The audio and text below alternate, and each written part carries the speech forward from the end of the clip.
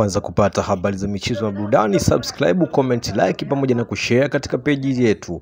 Bwana, Mzizima Derby ni mechi ambayo ilikuwa inasubiriwa kwa hamu kweli. Hii ni mechi ambayo inakutanisha vigogo wawili kutoka Dar es Salaam, Simba pamoja na Azam. Mechi hii inakuwa ina mvuto, inaamsha, ina kila kitu uwanjani. Mechi ambayo inakuwa ina mbinu nyingi, mechi ambayo kila timu huage kiingia uwanjani inamtambia mwenzake na kusema kwamba wao ndo taibuka na ushindi. Lakini mechi hiyo ambayo imepigwa siku hii ya leo ni mechi ambayo imemfanya Azam kuibuka na ushindi wa magoli 2-0, goli ambalo limefungwa na Jephte Kitamba la Bola na Idi Nado kwenye dakika za 82 pamoja na dakika 87. Lakini Simba wenyewe wanakuja na kusema kwamba wao wako imara, wako vizuri, kuteleza si kuanguka. Wamepoteza mechi katika ligi kuu Tanzania bara, lakini bado hawajakata tamaa, wanaendelea kuchanga karata zao vizuri. Iwapo wakirudiana tena na Azam au na timu nyingine yoyote katika mzunguko wa ligi kuu,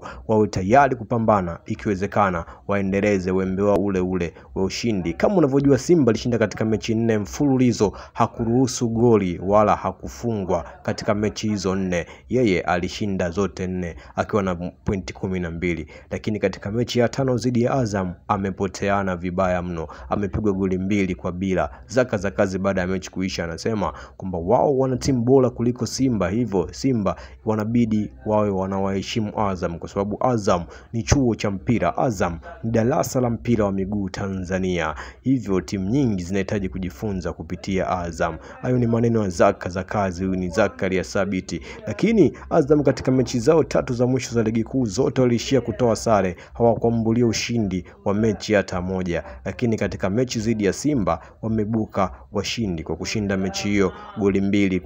Hivyo Azam wamejeka katika nafasi nzuri katika ligi, kwa sababu katika mechi zao za nyuma walikuwa wafanye vizuri, walikuwa wanajiona kabisa wanakata tamaa na matumaini yao ya kurudi katika mashindano ya kimataifa msimu ujao. Lakini msimu huu wanaendelea kujinasibu na kujiweka vizuri, wana matumaini ya kwamba timu waliokuwa nayo ni timu bora, ni timu ambayo inaweza kushindana na timu yoyote ile, iwe ni kwenye mashindano ya shirikisho barani Afrika au katika ligi kuu ya Tanzania bara. Azam wenyewe wamekuja na kusema kwamba wao wana timu nzuri. Florent Ibenge amesema steka wake Jephte Kitamba la Bola ni mchezaji mzuri, lakini kuna baadhi tu nyakati ambazo anazipitia, akija kukaa sawa watu watapoteana. Huyo ni kocha wa Azam Florent Ibenge. Baada ya mechi kuisha, Ahmed Ally amesikika akisema kwamba wana timu nzuri sana Simba, lakini Azam mwenyewe wametumia tu nafasi, lakini wao walitengeneza nafasi nyingi tena za wazi, lakini hawakubahatika kupata goli. Hivyo mipango ya Mungu ndiyo aliyepanga kwamba wao wafungwe, lakini kwa kiwango au kwa kucheza mpira mzuri, wao wameonyesha wamecheza mpira mzuri kuliko Azam, lakini bahati haikuwa upande wao. Kama unavyojua, kisicho riziki hakiliki, hivyo bahati haikuwa upande wetu.